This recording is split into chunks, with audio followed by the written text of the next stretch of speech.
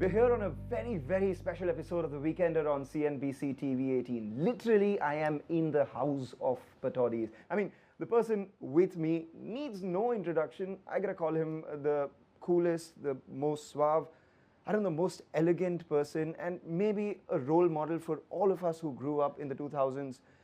Wow, that's all I can say. And that's to quote me. To quote you. Wow. What a takya kalam. But yeah, thanks. Yeah, that's really kind of you to say that. I mean, you started a business in 2018 with House of Pataudis. I just wanted to know, over the last 4 years, it was mostly online. Now it's the first offline store which is coming up. How's the business done? Well, I mean, in a couple of words, really well. And yeah, it's been great. We started small, carefully. It was a good idea. Is there anything which is distinct about House of Pataudi in terms of the way it is designed, the way it looks? Well, yeah, in the sense that, I mean, we spend a lot of time trying to draw on traditions in the past. I mean, India has got an amazing history of wearing Indian clothes. So to try and keep some of those things alive, but at the same time, they're smart minds because, I mean, people have tastes that change and are different, and I don't think only the old world would work today. And how involved are you in the entire process? I mean, we keep suggesting, we keep talking, and they're very kind to keep listening. And it is a collaboration. We've spent quite a lot of time together. So would you have any example of something that they got inspired by from, say, your house here or in Pataudi or any of the other places, and then that ended up being a motif in any of the attire that they made? Pataudi, for example, is kind of very straight-lined and almost a little bit austere and simple. Right. And at the same time, it has a kind of grandeur about it in terms of space. So, I mean, it sounds a bit weird to say, but some of the white kind of kurta pajamas and those kind of silhouettes, which let your personality, once you are in the kurta, then it kind of works better. Don't be biased, but how avid a consumer of House of Pataudi are you? So I'd say about 50% of my kurtas are House of Pataudi.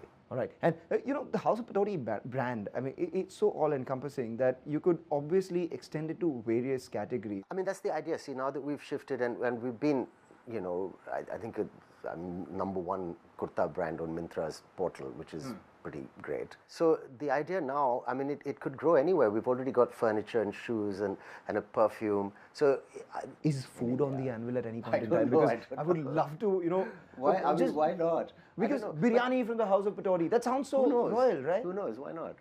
You know? Okay, that's an idea. I mean, anything. And if you guys do go there, you know who to give the credit to. There are two kind of people. One who think that brands are easy money, you just go do your work and all of that and stuff, depend on the creative juices of the directors who are there, versus the other who want to be involved in every part of the creative process. Which one are you? No, I think a mix of both. I mean, very often, to be honest with you, it's just turning up and doing your job and keeping quiet and just facilitating the process. On the other hand, in my production or in a certain kind of movie or in, I mean, there's a lot of give and take and discussion. For example, you say, okay, listen, like, I think these kurtas are getting a bit stuffy. Let's try something a little younger. Why can't we have a little more of an open neck or a little... There's a fine line between, you know, being helpful and being a pain.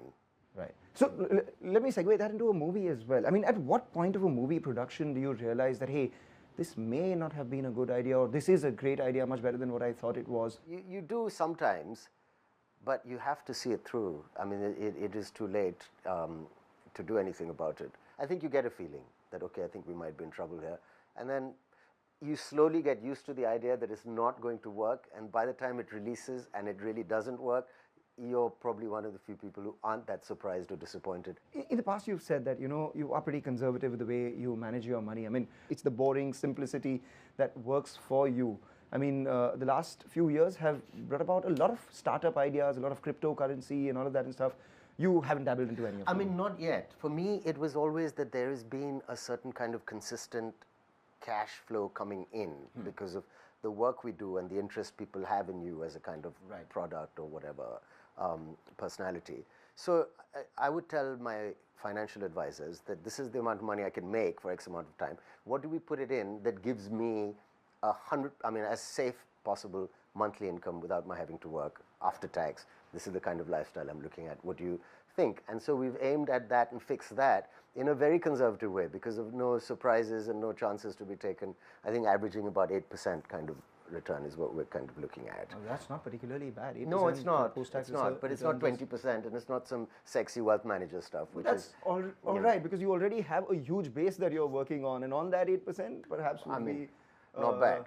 Yeah. Yeah, great. So I mean, that's it. That's what it is. Vikram Vedha recently did much better than what the other films have done, etc. It was a relative outperformer. What do you think is happening with the way content is being, consumed in the industry? Honestly, frankly, Vikram Vedha was extremely it was disappointing at the box office in the sense that, I mean, it opened and it ran and everyone who saw it really liked it. Yeah. But I think this is philosophically looking back, the reason I think there's so much, the reason we should be very polite to each other is because nobody has any clue what works or what doesn't work or what's going to happen. Now, that was pretty much a dead cert, as we say, that this film with these two guys in it is going to open big, and since it's so well made, it's going to run. But it was disappointing. What do you really think is happening? Because you're saying nobody really knows. Because I have no idea, but something is happening. People will continue to make movies, and we will continue to try. Prices will keep fluctuating because our pricing, some of it's insane. And we pay people astronomically, and the returns have been not good. The thing about India is the numbers, and that's what's tantalizing us about House of Pataudi, and that's what's tantalizing us about movies, is if we can get on Netflix or any of these guys, why they get a little excited is if there's a small base of people that actually pay to watch movies. But if somehow you can expand that, like I think about 2% of our country pays to watch movies, which is, I mean, it's a very small percentage. So imagine if 20% watched movies, we'd be a very, very wealthy industry. So hopefully that will be the future, but for that, people have to make more money to be willing to spend it. Good for people like you who have such a diversified portfolio of work in the past, which appeals Good for me that I've had a past, so I don't have to stress about the future so much. But are you stressing about the future? I mean, always, in the sense that I did once upon a time. Because contrary to whatever opinion people might have, I mean, I've had to work for a living, and have had to work to educate my children, and all these things like other people. That's not the image I have, and it's fine. I don't think I'll ever get away from that image. But the fact is that yes, I've had to work to set up my own life, but I feel I've achieved that to a certain extent. You briefly spoke about your kids, and I have to show this to you. I'm sure you've seen this already. What explains Jay's mood? Well, I tell you, my wife is the lady who makes us pose for these pictures. Was this pose? No, she makes us pose, and then Taimur grudgingly agrees. I also grudgingly agree, but he's having none of it. So we're laughing because I think we're all feeling like that. And then we said, might as well just take the picture the way it is, because that's how it is. How aware are you of yourself on the social network? Because I don't see you actively being present on any of the forums. No, I'm not. It's not something that's been important to me in the past, even though I'm quite a photographic person. Like, I've got tons of pictures, which even the missus pinches sometimes, because I like to record things. So I could share, but I think it would be, people say, no, don't share that, and then share this, and then I'd have to talk to some manager to manage my account before they say, this is too politically incorrect, or you can't show this, or you should, So then there's no point. It just becomes a bit dishonest. And then I'll have 100,000 people saying, can you post this, and can you do that? And I don't want to get trapped in that. But that's also a revenue stream, right? Yes, it is. That's the only thing. It is a good revenue stream. So the only thing that would tempt me to do it would be money. There's this mad boycott culture. I mean, what do you think is happening?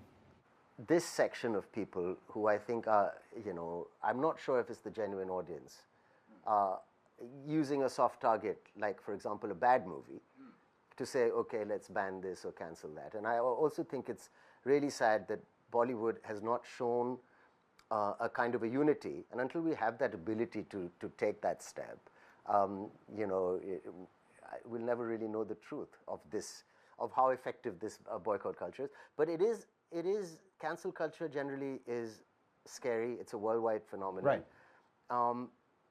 But I think, and it's scary, but when your film's on release and there's so many other people on the line, it's just obviously simpler to keep a low profile and just get it out of the way. And these people who say boycott, boycott, I don't think are the audience, I personally, because people like entertaining themselves. People like watching movies. So they're not going to not watch a movie. We don't really have much to do in our country, really. Sometimes you can't go for a walk in the park or take a quiet boat ride with your kids. Some entertainment is limited in cities like ours. So movies is one of those things. South Indian movies are doing fair numbers. Yeah, absolutely. Yeah, no, they're doing enormous numbers. And I mean, there's like classes going on right now about what's happening and where, this is. And maybe sometimes in Bombay we have a tendency to wander off the path towards European cinema or lose touch with. I remember a lot of the films I'd done a few years ago, the people had stopped wanting to shoot songs. There are a lot of directors still who are a little uncomfortable about. So it's part of our culture, and I think at least, you know, films like RRR and KGF1, I think nailed it. I mean, I loved those movies. You loved them, yeah, right? I loved KGF1 particularly. And it had a universal thing to it. And there are certain movies that have those things. And it doesn't matter if it's garish and loud and crazy. It's the pop culture equivalent of it's very confident cinema. That's the democracy of cinema. You know, everyone enjoys it, everyone relates with Absolutely. it. Having said that, what are you working on right now? Cinema, OTT, what are the projects on your plate? Right now, I mean, I've taken a bit of time. I was doing quite a lot of work, I thought. I'd been on Comedy Nights with Kapil about 5 times. He said to me, you keep coming. He said, aren't you doing too much work? I said, yeah, maybe.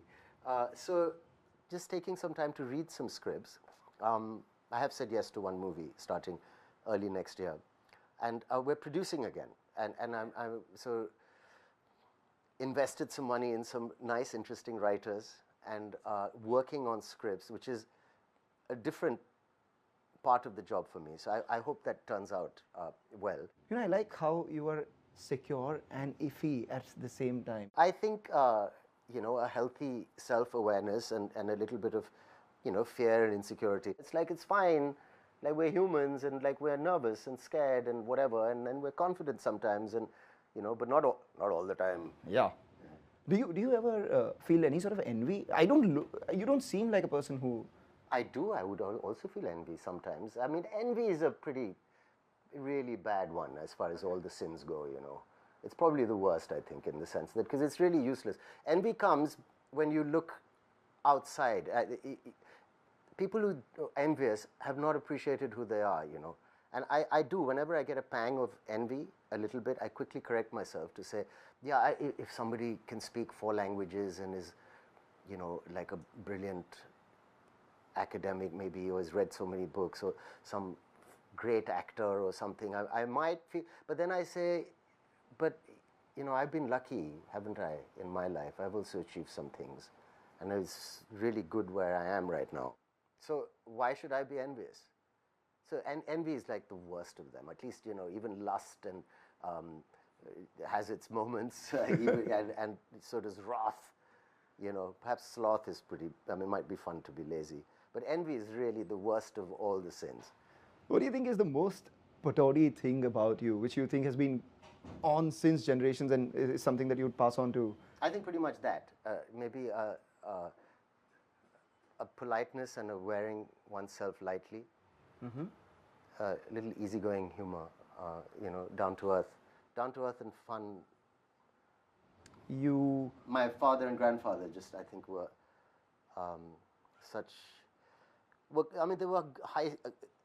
they were positive spirited people. You know, they'd achieved a lot of things, but they didn't show off about it, and they were just amusingly funny over a nice drink, you know. A lot of respect for your father. You know, I'm a cricket fan, and I've been obviously never watched him play. Yeah. But all the stories, all the legends that go along with it. You can see also that stance was that very open stance. They used to say when he lifted the bat, it would be towards gully. It's such a cool thing. Just thinking off the cuff to do a movie on. Was there a possibility? Yeah? I mean, of course there would be. You know, but you'd have to find someone who can stand like that. You? No, I don't know. Ibrahim? I don't know.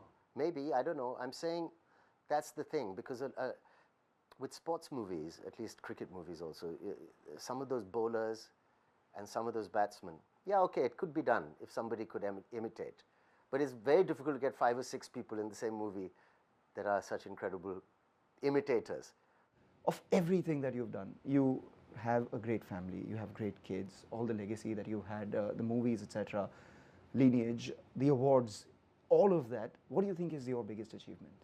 Being able to control my mind to a point where it might have been a slightly destructive path I was on and a non-productive kind of path, and to control it all and bring it to a point where I managed to stabilize my family, myself first, and then create a home and a secure environment, you know, and to try and provide for my children,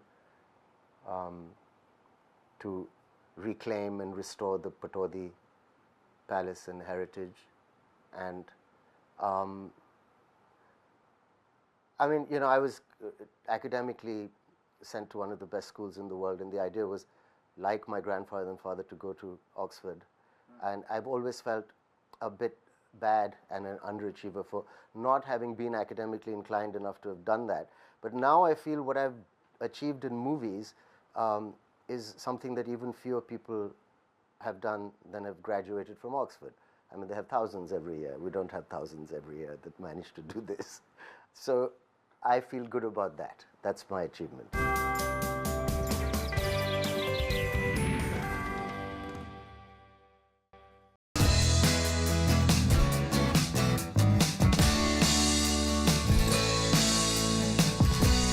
What are you reading right now? I'm reading a collection of ghost story books by M.R. James, who is a very frightening ghost story writer. I like a short ghost story before I go to bed. So that's what I'm reading right now. They're Victorian in style, but as frightening as any horror show you would see, but just so well written, without any, you know, basic words. Like nice language, great atmosphere, and a proper I know scare. you like Ayn Rand's Fountainhead. Yeah, so that's what I would You have said reread to you when I books? was 30. If you'd said, "What are you reading?" I said, no, "I can't be reading Ayn Rand now. It's too hardcore.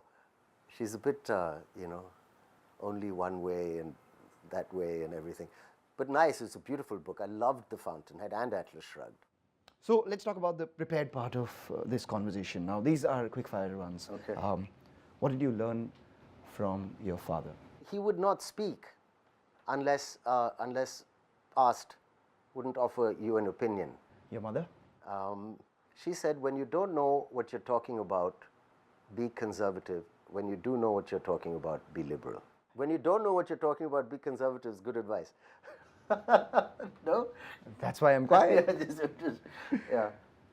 Mr. Bachchan, what has he taught you? What is he? Ooh, tremendous self-belief, conviction, in a word.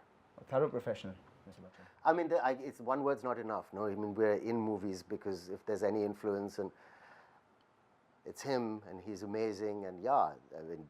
You worked a bunch with Shah Rukh. Yes. What have you learned from him? He's like, his mind is incredible. I actually really have enjoyed time with him. You get a lot when you work with him. If you ask him to host a wedding for you, he'll want to do it so that you just can't imagine this to be done better. So there's a lot of energy behind the passion. Let's come closer home. What have you learned from your wife? Oh, again, so much, so much. And balance. Okay, that's the word for it. Balance between family, work, an individual life and energy, as well as a combined. Your kids, I mean, you have... Yeah, a few of them. I mean, not just a few of them. I do. What I wanted to know is, I mean, across various age groups. Yes. So, I mean, Yeah. each of them would be teaching something. Yeah, Sarah is very, what's the word? I mean, she doesn't like offending people, doesn't like acting smart or people who act smart. That's not the most elegant word for it. But she has a calm and polite way, which ego doesn't get in the way. In this profession, sometimes it does. So she reminds me to be a little humble about, you know, things and interactions. Ibrahim's easygoing and a bit naughty still, but he's fun, and he's kind of a very chill guy, you know. his nature is different that way. I don't know what I learned, except remembering to smile and just having a good time a little bit in life. Temu recently told me don't eat junk food. He said you can pretend you're eating, why don't you eat a fruit and pretend it's a chip? Wow. So I thought, okay, that's cool. I'll try and do that. And because he's doing guitar classes, I'm doing guitar classes. So refinding my love for music through trying to educate them. Your worst financial decision? I must have bought a flat somewhere before RERA. So they just weren't organized, and then they took the money up front and then didn't deliver the building for about 10, 15 years. It's still not done. Gosh, that would have hurt. Yeah. Wow. A film you regret not doing? Maybe Kapoor and Sons. It's not, I wouldn't call it a regret, is a very strong word, but I probably should have done it. Your favorite cricketer, not your dad? Ooh, favorite cricketer, Viv Richards from back in the day, Jeff Thompson, anybody from the 80s, Ian Botham. From the current lot, who are you supporting? Which team? Are you going to watch the Football World Cup, the FIFA World Cup? Yeah, I'm sure I will end up watching it and end up supporting the usuals, Brazil, Argentina, Italy. And you would hope that they are the ones that come to the Italy, final. Brazil, Argentina usually. England, will not get far as usual. But, yeah, these are my favorite teams. Before your team knocks me out, just one final question. Saif Ali Khan, any regrets? Me? Yeah. No, like I said, regrets is so strong. And I'm sure, like you say, philosophically, everything's led to this moment. And if this moment's great, so how can there really be a regret?